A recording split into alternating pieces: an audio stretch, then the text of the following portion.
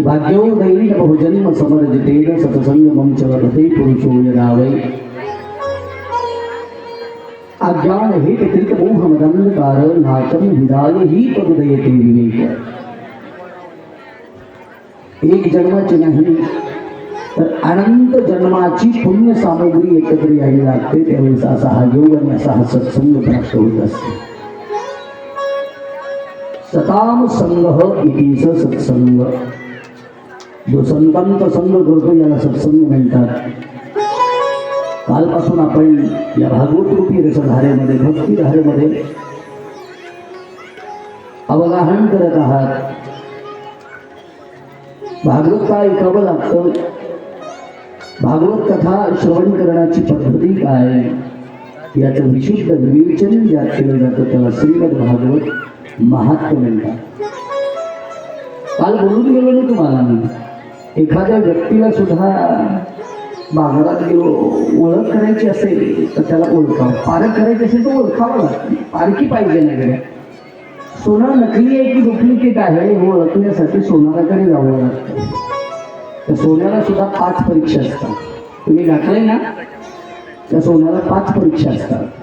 5 परीक्षातून उत्तीर्ण झाल्यानंतर मग सुवर्णकार म्हणतो हे ओरिजिनल आहे। एखाद्या व्यक्तीला ओळखायचं असेल तर त्याला सुद्धा आपल्याला परीक्षेतून जावं लागतं ना। अनेक वर्षानं श्रवण करत असलेली ही भागवत कथा, त्या कथेचं सुद्धा, कृष्ण चरित्राचं सुद्धा, रामचरित्राचं सुद्धा प्रत्येक कथेचं विवेचन करत असताना त्याला सुद्धा आम्हाला जाणलं पाहिजे, महत्व कळालं पाहिजे।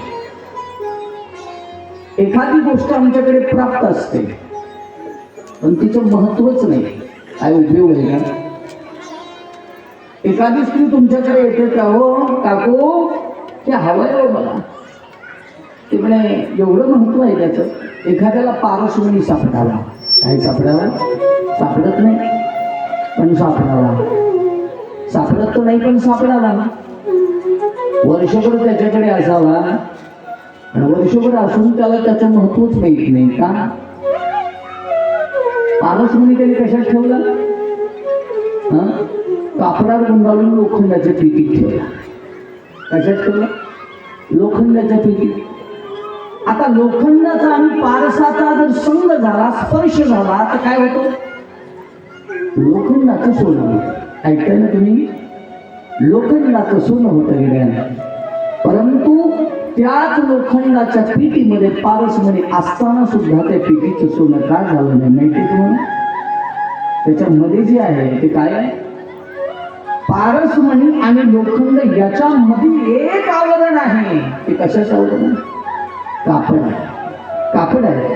हे कापड ज्या वेळेला आपण बाजूला केलं, कापड बाजूला केलं मात्र त्या पारसाचा संग जर लोखंडाशी झाला तर लोखंडाचं मात्र सोनं झाल्याशिवाय तसं एक वर्षापासून पारसमणी प्राप्त असलेल्या व्यक्तीला पारसाचं महत्व कळालं नाही। मग राहेरकर तुम्हाला विनंती आहे, अनेक वर्षानं भागवत रूपी अमृत तुम्ही ऐकताय, मला असं वाटतं गेल्या खरं भागवताचं मर्म तुम्हाला कळालेलं आहे। छातीवर हात ठेवून सांगा, एवढा खर्च करतो आम्ही, एवढं अन्नदान करतो आम्ही, एवढी ध्यानधारणा 7 दिवस 7 दिवस नाही, पुन्हा पुन्हा काय करतो? तुला काय करायचं म्हणा? आम्ही काय काय 8 दिवस करतो, पण मी माझा आहे म्हणून बोलतो, लक्षात राहिलं। तुम्ही माझे आहात म्हणून बोलतोय ना, बोललं तुम्हाला जातं आपल्या माणसाला, म्हणून लक्षात राहिलं। कृष्ण कथेचं मर्म कळावं लागतं, मर्म नाही कळालं की भानगड आहे। रात्री एक दोन तुमच्या गावातला माणूस भेटला आणि म्हटलं मी दत्त जयंतीचे कार्यक्रम करू व्याजार झाला, झोपतो जरा वरांड्यात आपल्या थोडंसं बाहेर फिरायला लागलो। एक जण म्हणला लईच पोट दुखायला, माझं लईच पोट दुखायला, काय करू? मी म्हणलं मी काय डॉक्टर आहे? आता तू मला विचारायला, तुझ्या गावात काही मेडिकल नाही, तुझ्या गावात दवाखाना नाही, त्यानं म्हणला काहीतरी इलाज सांगा। डॉक्टरनं गोळी दिली, म्हणजे आणि एवढी कितीऱ्या गोळी दिली म्हणलं आता कशी खायची. त्याला म्हणलं एक काम कर, एवढी गोळी आहे अर्धी खा आणि अर्ध्याच पाण्यात घे आणि झोप. मला उठलं तुम्ही आणि ते आता त्याला मी काय सांगितलं होतं, किती पाण्यात घे, अर्ध्याच पाण्यात घे अर्धीच गोळी खा. त्यानं गोळी मोडली. त्याला सांगितलं आमच्यातला कथाकार आहे म्हणला. कोण आहे कोण आहे कथाकार? अमोल महाराज आहे म्हणला. आणि अमोल महाराज सांगितलंय अर्ध्या पाण्यात गोळी घे. गेलं घरी, बायकोला म्हणलं दवाखान्यात गेलो पण गोळीचा इलाज काय करायला नाही म्हणला. महाराजांना सांगितलं म्हणलं अर्ध्या पाण्यात घे. कपडे काढले, गेले गोदावरीच्या अर्ध्या पाण्यात जाऊन उभारलं. अर्ध्या पाण्यात जाऊन उभारलं आणि गोळी खायलं. मग मला पोरांनी गेलं म्हणजे चला महाराज मंदिर फिंदीर दाखवतो. रात्री 1 वाजता तुम्ही म्हणाल भूताच्या जागेवर तुम्ही कसं जाता. मी केव्हा येईल आणि कुठे येईल तो. रात्री 1 वाजता जायला तर हे अर्ध्या पाण्यात उभारलं. म्हणलं हो तुम्ही करायला सांगितलं तुम्ही 9 वाजता दिसला तुम्ही रात्री 1 वाजता गोदावरीत काय करायला. त्याने सांगितलं महाराज तुम्ही सांगितलं की अर्ध्या पाण्यात गोळी खा. मी म्हणलं येड्या गोदावरीच्या पाण्यात अर्ध नाही म्हणलं तुला अर्ध पाणी याचा अर्धा गिलास पाणी घे. सांगितलेल्या गोष्टीचं मर्म कळालं. मुद्दा माझा इथला मर्म नाही कळालं की बांधलं झालं. तसं भागवत कथा किती ऐकल्यात पण कथेचं मर्म नाही कळालं तर कितीही कथा ऐका उपयोग नाही. म्हणून लक्षात ठेवलं मर्म महत्वाचं आहे. मर्म काय आहे? मर्म एक आहे, जिवंतपणे कथा ऐकली तर माणसाला मोक्ष आहे. कथेचं मर्म आणि महात्म्याचं मर्म काय आहे? मरेपर्यंत देवाचं नाव नाही घेतलं पण त्याच्या नावानं कथा केली तर ते निघत होतं. हे मर्म आहे. कथा किती ऐकला पाहिजे? एक वाक्य सांगू, 24 तास देवाचं भजन करण्यापेक्षा 1 मिनिट देवाचं भजन करा पण अंतःकरणातून करा. आम्ही माळा जपतो रे दादा, माळा जपतो ना पण उपयोग काय आहे? जगाला दाखवण्यासाठी जप आहे का? नाही. माझे गुरुजी महाराज सांगायचे नाम साधना ही कशी असली पाहिजे? अंतरंग साधना आहे ना ती, बाह्यरंग साधना नाही. मानस पूजेला महत्व दिलं शास्त्रकाराने म्हणत. म्हणून भागवतामध्ये भगवान सूतजी महाराज शौनकादिला सांगतात. काल आपण प्रसंग ऐकत होता. मर्म कळायला पाहिजे गड्या. मर्म धुंदकारी होता आणि 5 वैशंत लगाडून मारलं. गोकर्ण पंडितो ज्ञानी धुंदकारी महाकाल. खलवाणी मूर्ख आहे ना. एक वाक्य बोलू तुम्हाला. मूर्ख माणसाची संगत कुठल्याच अँगलनं चांगली नसते. पहिलं मंडळ मुलं छोटी आहेत ना तुमच्या. मला तर असं ऐकायला मिळालं लेकरांना सुट्टी आहेत का? काढाय का? हा तुम्ही बी काय टायमिंग ठेवू ऐकतेचा? शाळा सुटायला कथा संपायला 4ला सुट्टी दे. 4ला सुटली की महाराजाची इकडं सुट्टी झाली की त्यांची तिकडं सुट्टी. वा तुमचं काय काम आहे कथेला? काम तुमचं नाही. मी जरा वेगळा महाराज आहे. महाराज नाही कुणाच्या तरी कृपाशराधानं झालेला महाराज. तुमची गरज नाही हो, तरुण लेकरांची गरज आहे ना. एक जण म्हणलं महाराज तुमची कथा लई गोड वाटली, ज्याच्या तोंडात दात नाही, दिसाय कमी आहे ना, ऐकायला काही चित नाही. आता त्याने किती भजन केलं म्हणजे कल्याण आहे मला.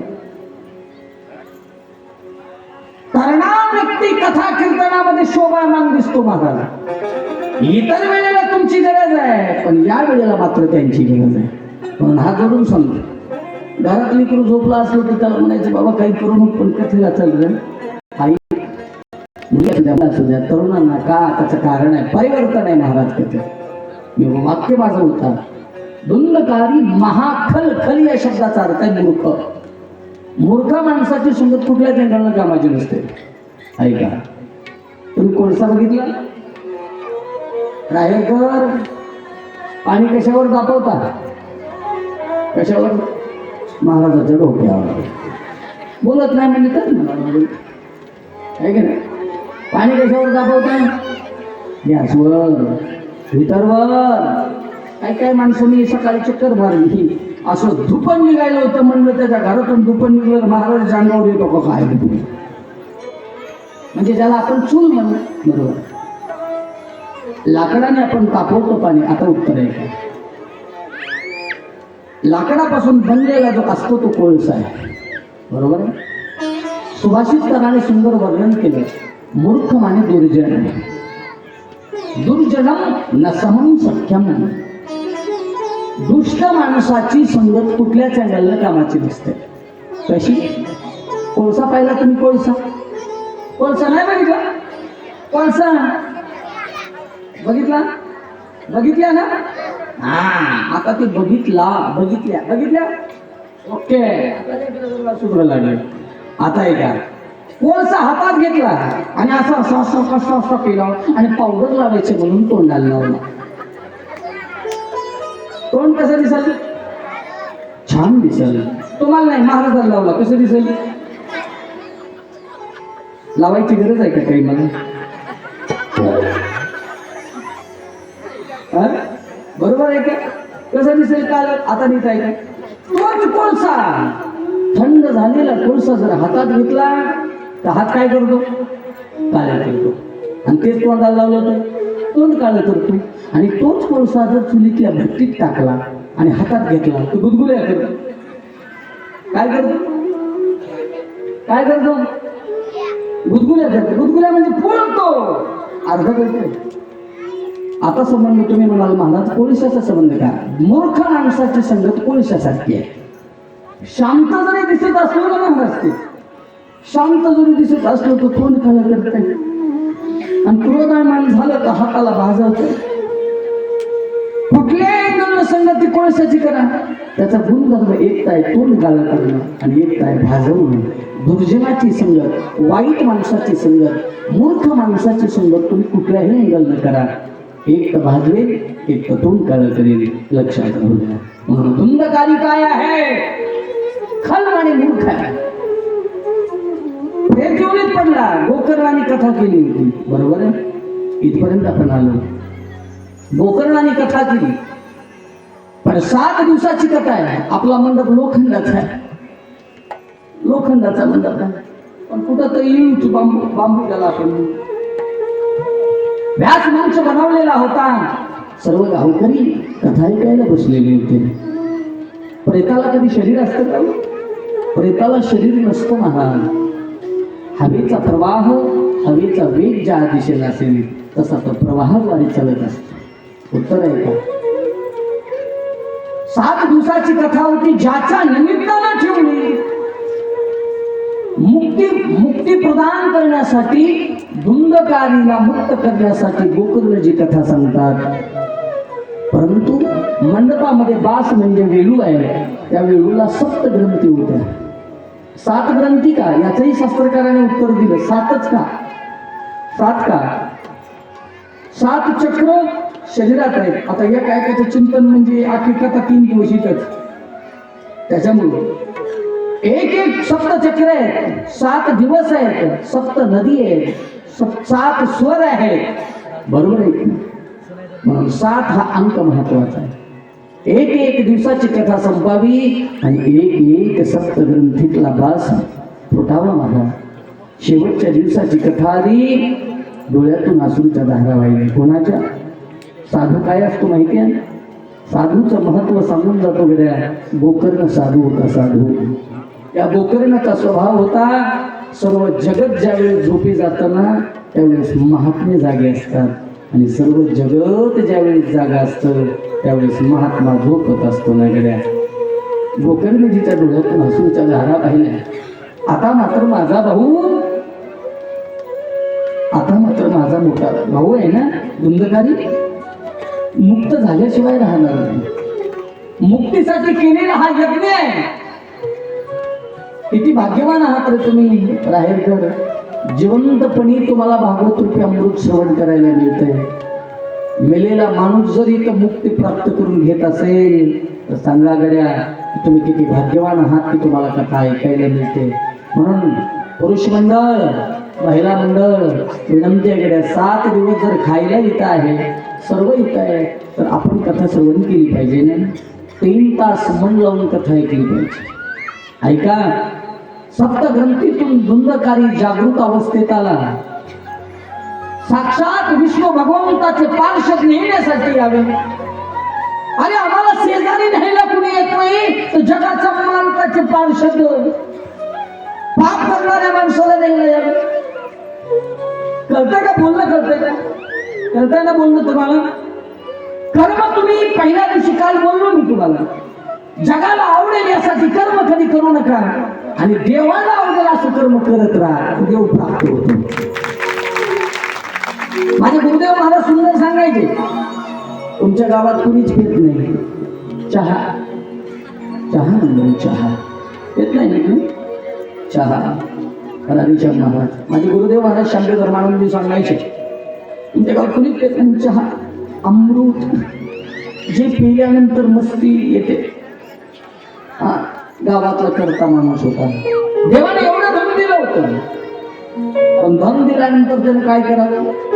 दररोज जावं आणि तिथं भट्टी असते ना कशाची, मदिरा पान, ज्याला आपण काय म्हणू, दारू. एक वाक्य सांगू करा, दारू काय करते हे तुम्हालाही माहिती आहे, माणसातून उठवते. म्हणून शास्त्रकारांनी सांगितलेलं आहे, मदिरा ही माणसाचं घर उद्ध्वस्त केल्याशिवाय राहत नाही. आपण ऐकणार आहात, ज्याच्या घरात मदिरा पान आहे त्याच्या घरामध्ये सुख कधीच नाही.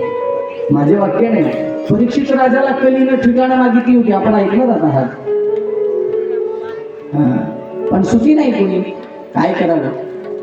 यानं दररोजचा नित्यक्रम केला, गावातली दारू एकट्याला विकत आणायची, नाली पोटायची, येणाऱ्याचे वांदे व्हायचे. ती म्हणायचे, ह्याला काय करायचं, एवढी बॅलर दारू लागते का? बायको म्हणायची, पतिदेव का हो तसं करता पतिदेव, काय आहे? त्यांनी सांगावं, अगं तरुण मुलं मला बिघडलेली तो पाहत नाही. आजची तरुण पिढी म्हणजे उद्याचं भविष्य आहे. ऐकताय ना तुम्ही? आजची तरुण पिढी म्हणजे उद्याचं भविष्य आहे. याला जावं, सर्व बॅलर आणावे, दारून आपल्या दारामध्ये नाली पोचून टाकावी. वेश्येचा व्यवसाय बंद व्यक्तीने केला तर रोज सकाळी तिला धन देऊन यावा. गावातला एक माणूस त्याला चांगलं म्हणत नव्हतं, शिव्या देत होती. घरातली माणसं चांगलं म्हणत नव्हती. पत्नीने विचारलं, तुम्ही कार्य तर चांगलं करताय पण लोक तुम्हाला चांगलं काम होत नाही. त्यानं उत्तर दिलं, एक सांगू तुला, लोकांनी चांगलं म्हणण्यासाठी मी कधी कर्म करतच नाही. आणि जर लोकांनी चांगलं म्हणण्यासाठी कर्म करायचं असतं तर ऐका, मला एवढं दारू विकत आणून माझ्या नालीत टाकायची गरजच पडलेली. लोकांना दारू पाजली तर लोक चांगलं म्हणतात गड्या, दारू हातातली घेतली तर लोक वाईट म्हणतात. अनुभव तुम्हाला असतील गड्या, म्हणून सांगतो ना तुम्हाला. पत्नीनं सांगितलं, अहो एक दिवस तर जायचं आहे, आपल्या मातीला सुद्धा कुणी येणार नाही. शब्द नीट ऐकताय ना? ऐका, मातीला सुद्धा कुणी येणार नाही. त्याला सांगितलं, चिंता करू नको, माझी बावकी जरी खांदा द्यायला नाही आली ना तर एक वेळ असा येईल की या राज्याचा राज्य करता राजा सुद्धा माझ्या पालखीला खांदी द्यायला आल्याशिवाय राहणार नाही. काळ निघून गेला, काळ काही दिवस राहिला. भर चौकामध्ये रस्त्यातून येत असताना ह्याचा प्राण निघून गेला. लोक म्हणू लागली, बरं झालं गेलं म्हणजे, अख्खी गावातली दारू युक्तच घेऊन जात होतो. काय विचार आहेत तुमचे? लोक म्हणू लागले, सर्व दारू घेऊन जातो, मेलं तर बरं झालं, आता उद्यापासून आपल्याला घेता येईल. पण एक लक्षात राहू द्या, त्याच राज्याचा राज्य करता त्याने विचार केला, माझी प्रजा सुखी आहे का दुःखी आहे बघण्यासाठी आज आपण जायचं. वेश बदलला, प्रधान सोबत आहे. प्रत्येक ठिकाणाहून भ्रमण करत असताना त्या गावात आला. भर चौकामध्ये मृत्युमुखी पडलेला व्यक्ती आहे. मृत्युमुखी पडलेला भर चौकात व्यक्ती आहे. वेश बदलल्या. राजानं पाहिलं, याच्याकडे कुणी का उचलत नाही, याला कुणी का मेलेला आहे, हा कुठला आहे हा. लोकांना विचारलं, हा कुठला आहे. लोकांनी सांगावं, बाबा हे आमच्याच गावचा आहे. मग हे मेलं, याला का कुणी उचलत नाही. म्हणजे लय वाईट होतं. वाईट एकही व्यक्ती गावात त्याला चांगलं म्हणायला तयार नव्हता. उत्तर ऐकताय? चांगलं म्हणायला तयार नव्हता. तेवढ्यामध्ये त्यांनी विचारलं असं काय वाईट कर्म करत होता की याला एकही लोक त्या जवळ जायला तयार नाही. म्हणजे काय सांगावं तुम्हाला, यानं दारू आणावी आणि आम्हाला एकालाही दारू मिळू देत नव्हतं म्हणे. सकाळ सकाळ भट्टीकडे जायचं, सर्व दारू आणायचे घरी घेऊन जायचं, एवढी पेत होता म्हणे ते. काय माहिती येणार हा पेत होता का काय करत होता. उत्तर आहे का गड्या, ज्यावेळेस प्रधानाने विचारलं, राजाने साधून वेश पाळावा. राजाने वेश बदललेला होता, साधूचा वेश होता. दोघांनी त्याला खांद्यावर घेतलं आणि दाराकडे निघाले. त्याच्या लोकांना विचारत विचारत दारात आले. पत्नीच्या डोळ्यातून अश्रूच्या धारा वाहिल्या. पत्नीच्या डोळ्यातून अश्रूच्या धारा वाहिल्यानंतर एक आनंद होता. का माझ्या पतीला कुणीतरी माझ्या दारात आणले. डोळे डबडबले. पती प्रेम होतं महाराज. एक वाक्य सांगू का तुम्हाला, माणसाने जीवनामध्ये पत्नी नाही झालं तरी चालतंय, पण माणसाला धर्म पत्नी बनलं पाहिजे. या जगात अनेक पत्नी असतील महाराज. वाक्य बोलू, हा सिद्धांत जरी सोपा वाटत असला ना, मी म्हणतो एखाद्या वेळी जगाचा पुरुषावर विश्वास नसला तरी चालतो. एकमेव पात्र पुरुष म्हणजे माणूस असा आहे महाराज. जर पत्नीची साथ असली ना तर महाराज बला पर्वत सुद्धा खांद्यावर उचलून आणायची ताकद आहे त्याच्यात. एवढा योग डोळ्यातून अश्रूच्या धारा वाहिल्या. जवळ विचारलं आपण कोण. पत्नीला विचारलं, त्या व्यक्तीने सांगितलं राजारूपी बहुरूपी होता. त्याने विचारलं, अहो ताई, एकही व्यक्ती तुमच्या पतीला चांगलं म्हणत नाही, असं काय कर्म केलं. पत्नीनं सांगितलं, खरं सांगू तुम्हाला, जगानं माझ्या पतीला किती चांगलं म्हणावं यासाठी माझा पती आजपर्यंत कधी जगलाच नाही. मला माहिती आहे माझा पती किती श्रेष्ठ आहे. माझ्या पतीनं जे काम केलंय ते आजपर्यंत जगाच्या पाठीवर मला माहित नाही कोणी केलंय का नाही. आता एवढा कॉन्फिडन्स आपल्या नवऱ्याचं वर्णन कोणी करतो. नवऱ्याला चांगलंच म्हणतो ना महाराज. येणाऱ्या माणसाला जर लई पिदळ आहे म्हणलं तर महाराज तो पैच्या मस्तकाला येते. तुमच्या कोणी पेत नाही, मेहरबानी नाही. आमच्या तो पेते आमच्या गावात बर का. एवढे पेते बाबा बाबा. आमच्या गावातले एक जण म्हणलं, सगळे इथं सर्वच पेते तेजवरचे. तुम्ही म्हणाल बाबा ह्यांना कोणता आणायचा. तर म्हण कुठलाही खंबा आणू नका, आम्ही भक्तीरच पितो, आमरस पितो. नाही म्हणजे तर कशासाठी पितो, पण ती पित नाही. गावातले पोरं कालचे फुटू टाकले महाराजाला 100. ऐकायला तुम्ही का पाहणार वेळ तर पटू द्या. पटलं तर बरं आहे, नाही पटलं तर काय हरकत नाही. तू म्हणायचं तुझं काम सांगायचंच आहे, आमचं ऐकायचंच आहे, पान घ्यायचं. मग काय सांगायला होतं मी, काय सांगायला. आता चहाचा टाईम झाला, बिडी काय सांगायला. गावातलं स्टेटस बघितलं माझं, त्याला म्हणला येईल द्यायला म्हणला. कोणाला मित्रमंडळ म्हणजे आम्हाला महाराजाचा कुठे मी फुटो म्हणजे ह्याचा कुणाचा विचार दिसायला म्हणजे. आता लातूरला कार्यक्रम होता, हातात बाल शिवून आला, हातात सोलापूरून आलं, तुम्हाला आता नांदेडला गेलं म्हणजे ह्याचा फोटो दिसायला लागले. आमच्या गावातले सर्वच पिणारे टीम नाही तिथं नका शिवा एकत्र आहे. आणि एकत्र आली म्हणली सत्कार होते म्हणजे सर्व लोक घालायले म्हणजे आपलं का कुणी करीत नाही म्हणजे, कुणी करीत नसलं तर आपण सर्व म्हणले चला. आता गावातली पिणाऱ्याची टीम एकत्र आली तर त्यांनी तुम्हाला गालात हसायला. पिणाऱ्याची अख्खी टीम एकत्र आली आणि म्हणले सांगा, गावातले अख्खे पिणारे एकत्र गोळा झाले. म्हणले सांगा आपल्यामध्ये सर्वश्रेष्ठ रेकॉर्ड ब्रेक दारू पिणारा कोण आहे सांगा. सर्वात जास्त पिणारं कोण आहे सांगा. महाराज एकबी हातवरी करीना, का करीना माहिती का तुम्हाला.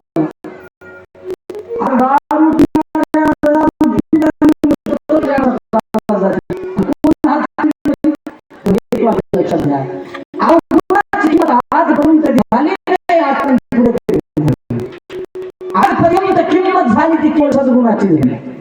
आणि मग पत्नीने सांगितलं, माझा पती जरी जगाच्या दृष्टिकोनात अवगुणी असला तरी माझा पती मात्र सद्गुणी आहे. कस काय आहे?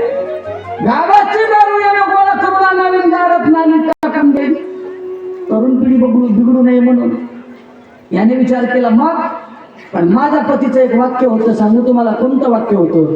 एक दिवस असा येईल, सांगू तुला, एक दिवस असा येईल या राज्याचा राज्य करता माझ्या दारात मी गेलो तर मला खांदा द्यायला येईल. राजाचे डोळे डबडब झाले आणि राजाचे डोळे डबडब झाल्यानंतर मन भरून आलं आणि पत्नीला सांगितलं, चिंता करू नको, मी जर कोण असेल ना तर मी या राज्याचा राज्य करत आहे, लक्षात राहू दे. म्हणून दुर्जनाची संगत कधी कामाची नसते ना महाराज. म्हणून भागवत रूपी अमृत तुम्ही ऐकताय. बंधकारी सारखा जर मुक्त होत असेल तर सर्व गाव कथा ऐकून विमान आलो आणि गावातले लोक म्हणले चिटिंग केली तुम्ही, म्हणले राहेरकर या कालात मुक्त केलं. म्हणजे किती मुक्त झाले आजपर्यंत? हा, कथा ऐकून मुक्त याचा अर्थ काय? मुक्त ज्याला इच्छाच कशाची राहिली नाही तो मुक्तच आहे, जिवंतपणीच मुक्त आहे महाराज. आणि ज्याची तृष्णा, इच्छा, अपेक्षा, आकांक्षा संपल्या नाही तो किती कथा ऐकल्या तरी उपयोग आहे का महाराज? काही नाही. म्हणून एक वाक्य लक्षात राहू. सूतजी महाराज शौनकादिवशीला सांगतात, सर्व गावकरी म्हणले, गोकर्णजी तुम्ही काय चुकीचं केलं म्हणे, एक काम करा, आम्हालाही मुक्त व्हायचं आहे. डबल कथा केली आणि लोकांनी कथा ऐकली, एवढी मन लावून कथा ऐकली जशी तुम्ही आता 7 दिवस ऐकणार आहात. कथा श्रवणाचे प्रकार किती? सूतजी महाराज शौनकादिवशीला सांगतात. कथा श्रवणाचे प्रकार पडतात 3. ऐका किती प्रकार आहे? 3. पहिला आहे श्रोता, ऐकाय ना, पहिला आहे श्रोता, दुसरा आहे श्रोता आणि तिसरा आहे सोता. सोता, श्रोता आणि श्रोता. श्रोता, श्रोता आणि श्रोता 3 प्रकार आहेत. त्याच्यातले तुम्ही कोण आहात?